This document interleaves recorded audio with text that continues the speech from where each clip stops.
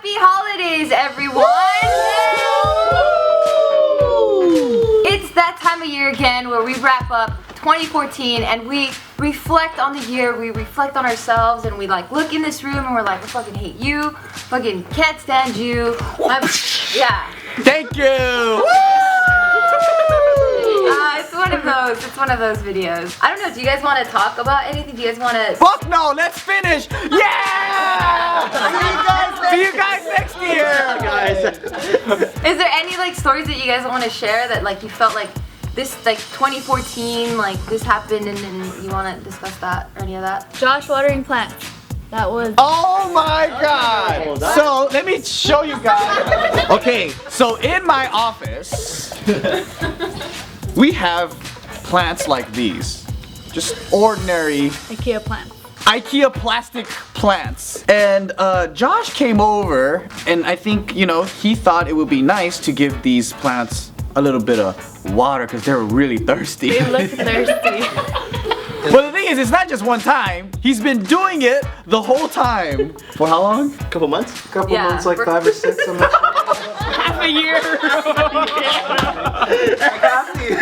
I don't know if it's entirely his fault though, because I kept dumping the water out and I forgot to tell him. Why are you pointing at her? It's still your fault, dude. They're clearly fake. You never said anything. I forgot. She didn't want to embarrass you, dude. Like, I mean, what do you say? What do you say to that? Like, even I wouldn't be able to. I would be like, yo, Josh, man. I don't know what else to tell you, but yo, first of all, Santa's not real. Easter Bunny, shit, dude. Tooth Fairy too. Like, you just fuck. Hey, what about the plants? 2014 will always be Josh's year of watering fake plants. Alright, so we'll just jump right into it. I'm gonna ask you guys questions and just answer them to the best of your ability. Alright, Josh, I'm gonna start with you because you're the closest to me. Fake plants.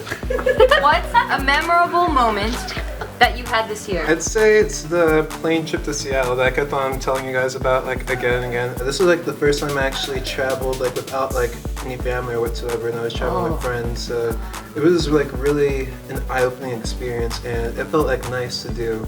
Like I didn't need By yourself, like by fucking myself. motherfucking parents, dude. Yeah, but yeah, the Seattle was really nice, and it was nice like just like going outside and just like doing something new for a change. Because then before then I'd always say, oh, I'm going to do this, but it's just like by me saying I'm going to or like never saying, oh, I am doing it, it was like a big change for me.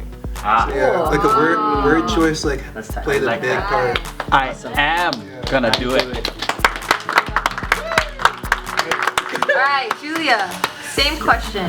I'll repeat it. What's a memorable moment that you had this year? Tommy already knows what she's gonna say. I can't wait to hear this shit. Yeah, because I think mine and Tommy's answer is pretty much gonna be the same, which is when we went on our first, or actually more like on our accidental date. Accidental date. Come on, almost 1 year. It's almost 1 year. Wow. You guys, Accidental date. it was this year? Accidental date. What do you mean? They were like, wait, Tommy, is this really for JK party? I don't think it was accidental. I think it was planned because he didn't invite anybody. Everybody was invited. And you I honestly thought for the longest time that it was a conspiracy this whole time. So I remember back in towards like the end of November, he was asking me what I was going to be doing on the first Friday of December. And I told him that I had work and it's really difficult to get work off since it was holiday season and I worked at a restaurant. And he was just like, okay, yeah, like no worries. And I asked him why. And he said that, oh, there's going to be like a first Friday going on in December. And I'm trying to make a JK party video out of it. And I was like, oh, okay. It's like, well, I First can't Friday, make it. what is that? Is that an art walk type of thing? Yeah. art walk food truck thing that you guys. No, Venice. Okay. Yeah. That's what First Friday is. Yeah, so like food trucks and artwork. Yeah. And but then I told him, like, hey, but if you guys could go again in January, like I'm down to go that time. Like work would be easy to get off. And so after like the Friday passed in December, I asked him, like, oh, like how did First Friday go? And he's like, oh, none of them could make it. And I was just like, oh, okay. Lies, I never got an invite. Hung out with us at that time. But you know what? This just proves like conspiracy theory. Let's not talk about that. I'm just saying. Oh, you got caught. Let's not bring it up like that. Huh? Conspiracy theory! Conspiracy theory! Tommy was planning to love her. You always make me look bad. Well, you know, if you're gonna act like this, then that must mean it's true then. No, because every time we do it, you always bring it up like that. Did you want to tell your story first then? Okay, so This bitch. it came to Jan, so Julie explained that. January. January. Jan means January. January. Can't sorry. motherfucking Jan, you know what I'm saying? Came to January, and it was the first Friday of the week. It was first Friday of the week, and I invited everybody again, but no one could make it besides her. So I said, "Fuck it, I'll just go and just do it myself this time." And it ended up just being us two, and somehow You guys fucked. Somehow there was a lunch truck with no one inside, and we decided to cover it on JKP, and we fought. so I couldn't just like wait that long to make a video for JK Party, so I didn't just make a video. So you made a porno?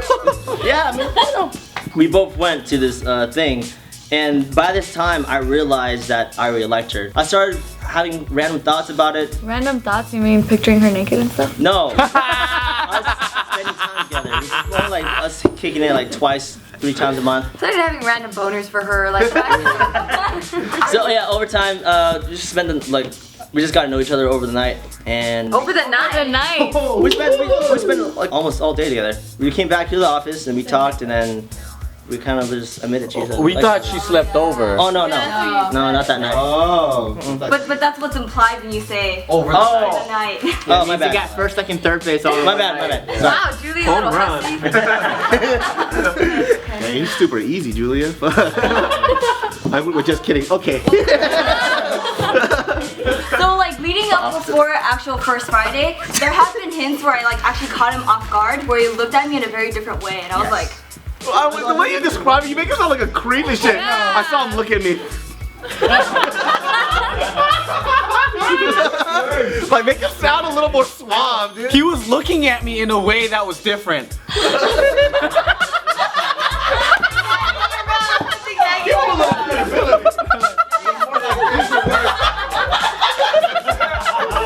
That is really.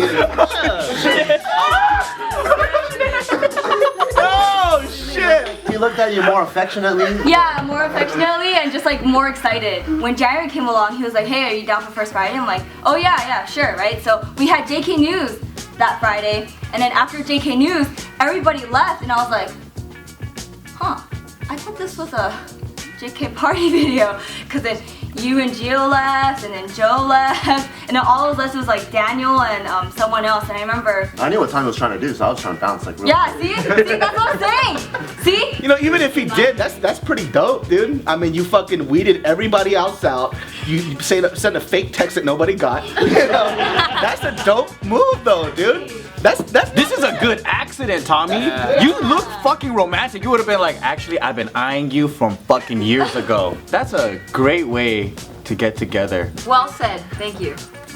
So Casey, what is a memorable moment that you had this year? So the best moment of the year for me was when we started making skits, and because I think writing skits, like meeting every week to like brainstorm, write, and then also on the producing end, and like it's the whole process of it kind of, I think it lost its magic over the years in terms of the excitement for it, you know. We wanted something newer, and we've always been talking about making a movie, and that to us was exciting. We actually at that time too, we were like meeting about movies already and kind of talking about how we would approach that process.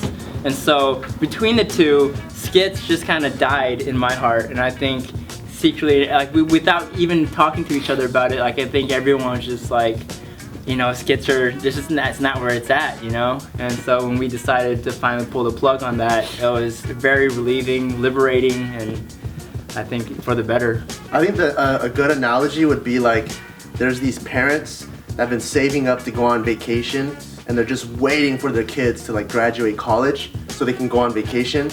But in YouTube, the kids never graduate college. So it's just year after year after year of saving and trying to find that free time that you can finally take vacation. But because of the weekly commitment on YouTube, you never have that time. So the only way to create that time to make something you really want, you have to stop something else.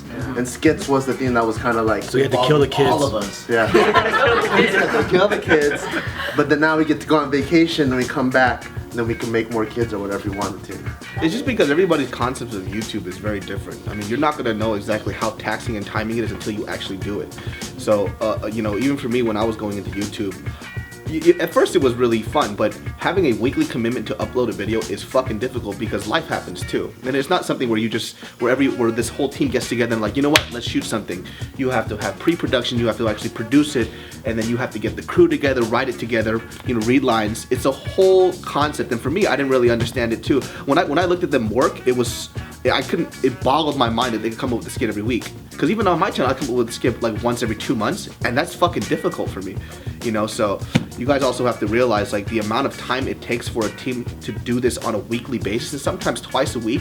You don't realize exactly the commitment that's involved in it, you know. And so, you know, when you guys put up comments, or, you know, it's not a lot of you guys, but there's a very few like, where the fuck's my video? Well, hold the fuck up, alright? My car just exploded, alright? Something happened, you know, we have to revamp. But even then, I don't think they've ever missed a single fucking video. No. Me, if I like stub my, sometimes I'm like, you know what? Fuck you guys. You know? There's a level of commitment and work that goes into this that a lot of people don't get to see behind the scenes, you know? A lot of you guys come to YouTube channels for regular programming, but the difference between us and regular programming is that they have breaks. They have seasonal breaks. You know what I mean? They get to revamp. They have tens and tons of writers that they have time to cultivate their thoughts. You don't got that. We have 6 days. Even shorter than that, actually, because you have to shoot and prepare. Yeah. And edit it in a week. Unheard of. It's like almost like we're editing sportscast. You know what I mean? Where it's on the spot. That's what it feels like. It's like news, yeah. Exactly. It's like the newsroom, how fast everything, it's like the turnaround. It's just like bam, bam, bam, bam. Joe. Yes. What is a memorable moment that you had this year? So the beginning of this year, I told myself that every month I will leave LA, go to a different state, go to somewhere else, go somewhere. Just, I need to go and like do something to take my mind off of like things that I have to do, whether it's passion or just thinking about building or anything, right? I think as I started this, I realized how much value that brought into my life, where you just gotta spend time doing regular people shit sometimes. Like hanging out with family and just talking about family shit. Or like the type of lives that we live our passion fucking 24/7 to the point where it becomes an obsession, where we can't stop thinking about it, we can't turn it off. And some ideas, you break it down, fuck it up, do some crazy shit to it, and you're still unhappy about it. But when you leave that idea for 1 minute and come back to it a week later, you're like, holy fuck, this was genius. Why the hell was I hating this idea so much? So I think breaks are really good. And this year, it's not just so much traveling and having me time, but being able to spend time with everybody outside of the work experience, you know? Like just going to Hawaii together. That shit was fucking really fun, because then we have these like memories that we can share and talk about later, and it builds this different type of relationship outside of work. So yeah. That is a very nice thought. All right, Matt. We haven't seen a lot of you this year, just because, you know, you've been focusing on your studies, which is priorities, and it's a really good thing that you're doing. But what's a really memorable, God damn it! What is a memorable moment that you had this year? A memorable moment. A memorable moment. Fucking virus shit. Memorable. Yes. Both. Memorable. Now you passed it to him. Look what you did. You're welcome. It's kind of embarrassing, but tell us what happened. Now we must. So I'm not a U.S. citizen yet.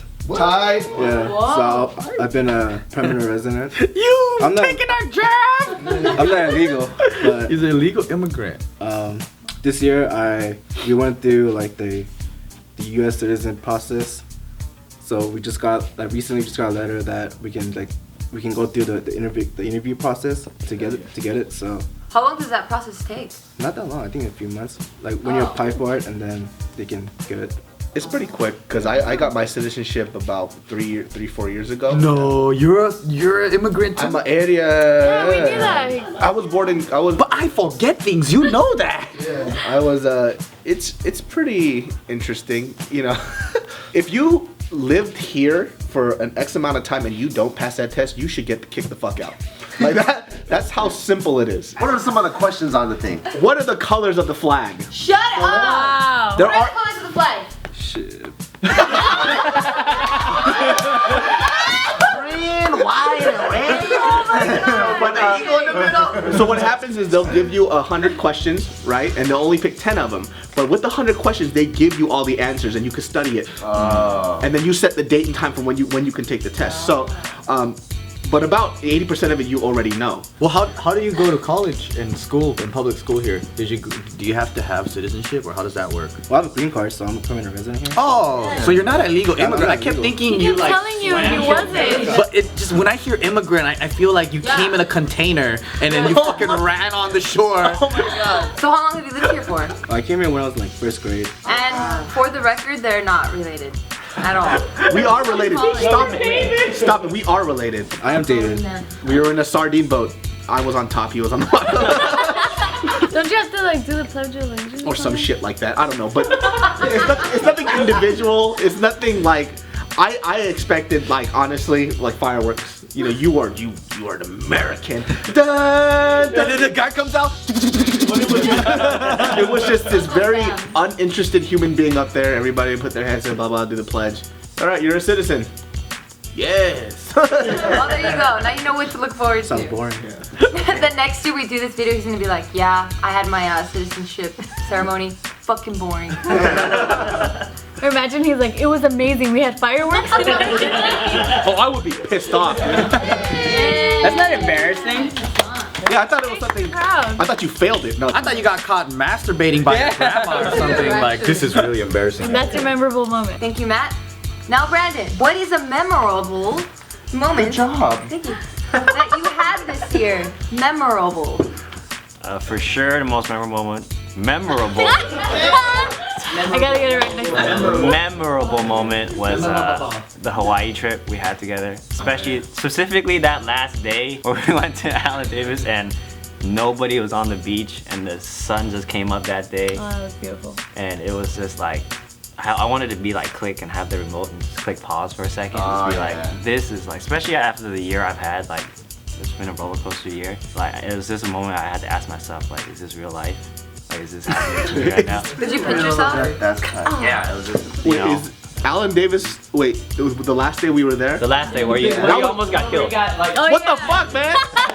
I was like, hold The day David almost died was us three on the side just looking out like, oh my god, look at the clouds. David is just dying in the water. Yeah, I was like, hold on a second. I remember that being quite horrific. I fucking almost died, you asshole. You're like, it was. I wanted to just pause that moment when David was getting smashed into the rocks over and over and over. I even said it to Joe specifically, like, can this not get any more, like, can this be any more perfect? Like, this, Well, that's the romantic moment you Three. It was a three-way. Menage a trois. okay. What about it was really memorable for you? Oh, of course it's like the people too, like I keep telling myself, am I really like here working with JK, you know, people that, you know, inspired me to do what I want to do in life. It's good to know that I have like a family here in LA now too, because I moved to LA not knowing anybody. I literally moved here with my car, clothes, and my laptop. And now I have my own room, a bed. You know, Ronan. you have a life here now. That's crazy, man. You know, in 2 years, you know, I keep reflecting back like, wow, it's been a crazy 2 years. It flew by really fast. So that was a moment in Hawaii where I just kind of had to I appreciate the quiet times now. Because everything moved so fast since I moved here. Dude, you should be clapping for yourself right now. That's true. Yeah, Brandon. Okay, Tiff, what memorable moment, and you have to repeat the question, what memorable moment did you have this year? My most memorable moment of 2014. She practiced. I did. In my head, I was like, get it right, get it right, get it right. Okay. Anyways, it was going to Hong Kong with Casey's family. Oh, forgot about that. She's over here talking about, I don't gotta do skits no more. And she's all like, oh, really, huh? You don't think about me. What about Hong Kong? Hong Kong was really memorable though because like my entire life I had always I want to explore the world and see everything I can see and learn from everyone I can learn from. What are you laughing at? Because you're Mexican, I was saying Dora the Explorer. That's what. I'm sorry. Okay, I'll let you have that one. That was really funny. That's tied up. But yeah, so going to Hong Kong was it was a huge deal for me. Like being there the whole time, I had to tell myself like, oh my God, I'm out of the continent. Like I've never been outside of North America ever. So that was the first time I had ever been anywhere outside. So it was really dope. And then especially experiencing it with Casey and his family, and it was very touching how they invited me to go to like his cousin's wedding and like to see me a part of the family like that, to invite me to a whole nother country to go and be a part of the family. That was a really sweet memory that I have of Hong Kong. And I hope to make more memories with them because I love the fact that they love traveling too. So that's just like, God, where have you guys been my whole life? Like, yeah. What did you think about the food? Because I know that you're very a picky eater. So like, how was? You're a picky eater. Okay. Her picky as a motherfucker. I am. Her basis for not eating noodles because it's too much work. It is. It's not the flavor. It's not the texture. It's just you have to pick it up. Fuck it. It's like fucking hard work because I can barely fucking even hold the chopsticks. You just have to learn the technique. What about a fork, Pato? Ew, spaghetti. I can't eat it with a fork in front of all you guys. I'll look like a little bitch. So I am picky when it comes to food. Flavors, texture, the type, the genre. I'm picky when it comes to food that I've already tried. Like I know I don't like it, so I don't want to eat it again. You have a right to that. Yeah, Okay. but I'm really open to trying new things. That you are. Yeah, and I love trying new food, especially being in Hong Kong. Like I tried everything that I could try. Duck anus. I really like trying new things. Like that's the whole reason why I want to go see the rest of the world too. Like I just love experiencing new things. That's dope. All right, David. What is a memorable moment? Ooh. It's like the first time he's heard it. You had this year. Man, that's so hard because I think of like memorable moments as being something either very difficult or very happy. So memorable moment, positive side was probably the first trip that we went to Hawaii together. Like for me too, like traveling is all good and fun and whatever, but honestly, it's always about the people that's around you that makes it so much better. That's true. You know, that's why I like just like Joe, I want to travel a lot, especially next year, but I don't want to do it alone. When I went to Hawaii, yeah, I went with a couple of other friends, and there are times I went. But they were fucking boring, I bet you. I'm just kidding. You know, it's just different. Like when the crowd's right and the mood is right, it's just completely different. And the way you experience things is always perspective, you know. And so when I went the first time, and I remember the most memorable moment that I had there in Hawaii was when we went to Maui, and then we had that sunset that changed 3 times. Oh man. McKenna. Crazy. McKenna sunset. Oh, That was probably something that I'm probably gonna remember for the rest of my life, because in that moment that happened, I could not. I was just like amazed. And you know, for me to be speechless is very odd. You know, so I just sat there. I was like, what the fuck? And I remember too, I just like slowly slipped away from you guys. I was like, I'm gone. Yeah, Squid. I said, and I just disappeared. And I just. It was hilarious that moment for you was super magical, and like you were like one with nature and you're like taking pictures with your GoPro. But for us on the other side, we were looking at you. You look like a fucking creep. Yeah. So he had his fucking GoPro, right? So he's standing in the water. Water's like up to here. David's never quiet. However you see him in his videos, that's exactly how he is in person. So he creeps off to the side all alone, GoPro by his chest. He's like this. Yeah. And I'm like, what the fuck is he doing? Like a sea otter. Like a sea otter with the fucking urchin. I was just. Yeah, like 30. Because I was trying to keep it stable, and you know my hands are shaky, so I had to put it between my breasts. And so, you know, It's a breast pod. I thought you were depressed or something. So I'm like, no, why is I he was so just, sad I all the was way so over there? happy and relaxed. And then probably the worst moment is when I had a short film that I was gonna show you guys that I was working on for about 4 or 5 months, and that shit fucking bombed. myself miserably. Like watching something that you put so much time and effort into, it's almost like you were training for the Olympics this whole time, right? And all of a sudden your fucking knee blows out. You know what I mean? And you just watch it just crumble before you, you know? And it was a memorable moment for me because it was a lesson learned. Like I had never really worked on something in that kind of scale before, and I got my ass spanked. I got fucking spanked hard on that shit. Like I worked on that script super hard. It was something that I put a lot of heart into, and it's because it was the first thing that I did that was a feature, and on top of that, it was also all in Korean. Big reason why is because I wanted my first big project that I was doing, I wanted my parents to understand it. So that's why it took like twice as long as it did before.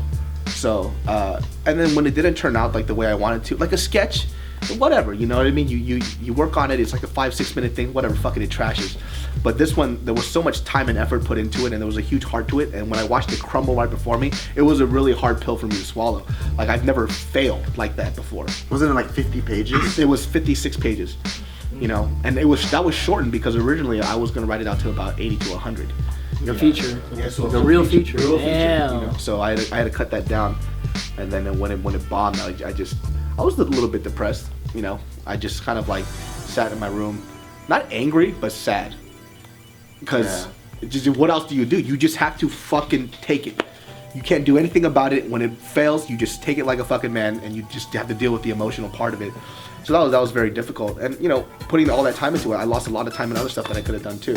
Like that's why I didn't put a sketch out on my channel for the longest time, because I was working on that.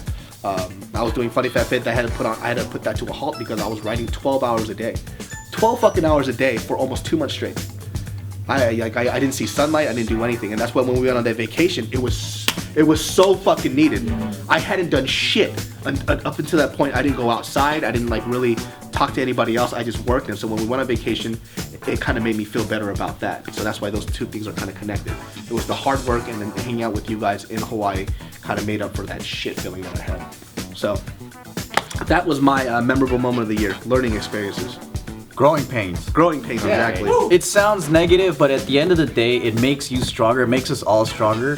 And people who, instead of blaming negative experience on exterior things, if they just take it in and like accept it, like David says, and learn from it and build from it, that's what makes people stronger individuals and have better character. All right, so Bart, what is a memorable moment that you had this year? One of my most memorable moments this year was the prank that y'all pulled on me for my birthday. And the reason that I really like that is growing up, so my mom, first of all, she's from like the freaking Qing dynasty, like her ideals, where it doesn't even apply in modern society. So ever since I was a kid, every day was my birthday. She was like, happy birthday, you know what you have to do. And I would go and get on my knees. I'm like, thank you, Mom, for giving birth to me. And oh my God, so your birthday was her day. It was her day, yeah. So I would bow to her, and then she would just sit on the couch. I would go and like make her food or do whatever. So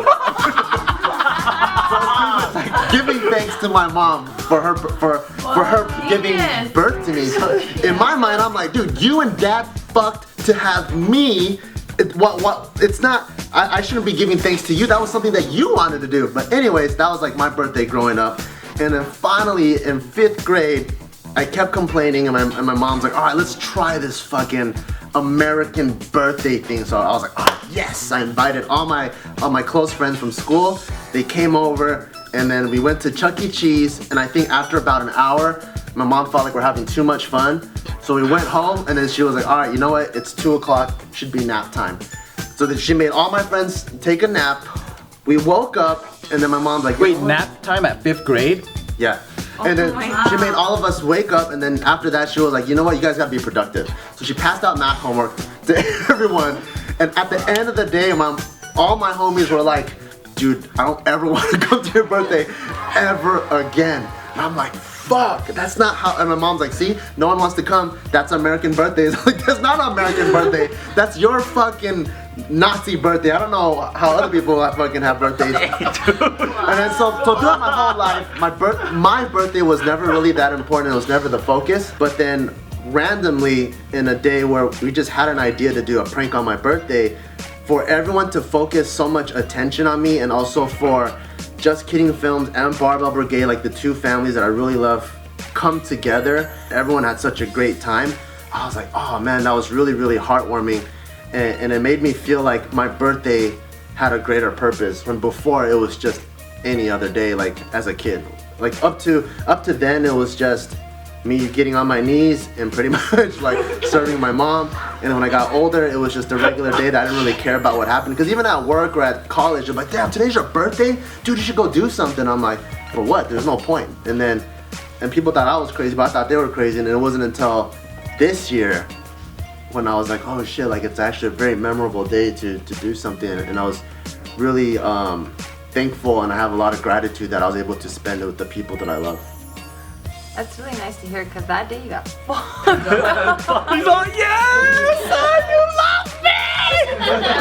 That's how much fun I was having. It was like, even though I got fucked up and I was running for my life, I ran down. Like you guys should watch the video. I took like 7 showers. My face started getting bare because I kept applying soap and kept rinsing it off. You were cut up because of the pie dishes. Yeah, and I was running down the streets. I was climbing a neighbor's yard because I didn't want to get bombed on by pies.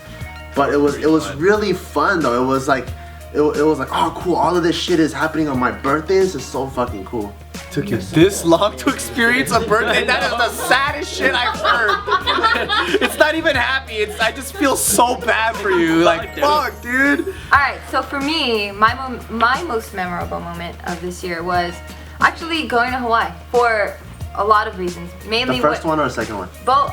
The first one. Mainly the first one. And it was for the reasons that, you know, Joe and David said. It's like the people, and like you get to remove yourself from working so much, and it's like it's a good pause, and it's a break, and your mind gets to rest, and it's like this really nice reset.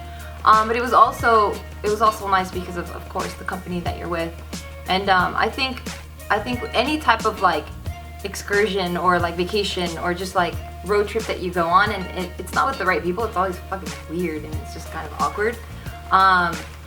So it was, I mean, I was really blessed that I went with you guys, because not only do we work together, but like we do get along, so it was really nice. But it was also really dope to share it with Bart, because it was his first time, and I was like so excited to be like being part of that moment for him, where I was like just, oh my god, this is your first time, like dude, you gotta look out the window, or you gotta go try this, or you gotta eat that. Like I was just so excited to be like part of his life when he was experiencing this. So yeah, I think most of you guys said my answer when it came to Hawaii, but that was my most memorable for this year. That's right. It was your first time in Hawaii. And did I tell you that when we go to Hawaii, we are overdressed? Yes. We are overdressed. All right, guys. Well, that was a wrap of 2014. I hope you guys enjoyed all of our stories. And yeah, follow us along on all of our individual journeys and our whole journey as a crew, and see where we end up in 2016. 15. Time travel. Dang. Where we end up. Time fly by, dude. So I hope you guys have wonderful holidays with your loved ones. And until next year. Woo! Happy holidays. Hey guys, happy holidays! And thanks for watching this very, very long episode of Just Kidding Films. If you guys been through the whole thing and you waited this long and you haven't subscribed yet, what are you waiting for? Subscribe, baby! 2014 was a great, great, great year. And I'm so glad that we were able to go through the highs, the lows, the very lows, and the super lows, and then right back to the highs with the team that I have, and I could probably call my family. If you guys want to watch more videos, go ahead and click these videos on the side, baby. Also, you want to buy some late Christmas gifts, you can get some Just Kidding Films shirts at justkiddingfilms.bigcartel.com. Every Sunday, we post a video, so catch us every Sunday. Oh yeah, before I forget, if you want to talk to us on Twitter, at JKFilms, Instagram, at JKFilms, Facebook, at Baby Where You Going? Just Kidding Films. And again, thank you guys for watching for so many years. And if you just started watching this year, welcome. See you guys 2015. Come here, brown. Come here, brown. That's my wolf pack.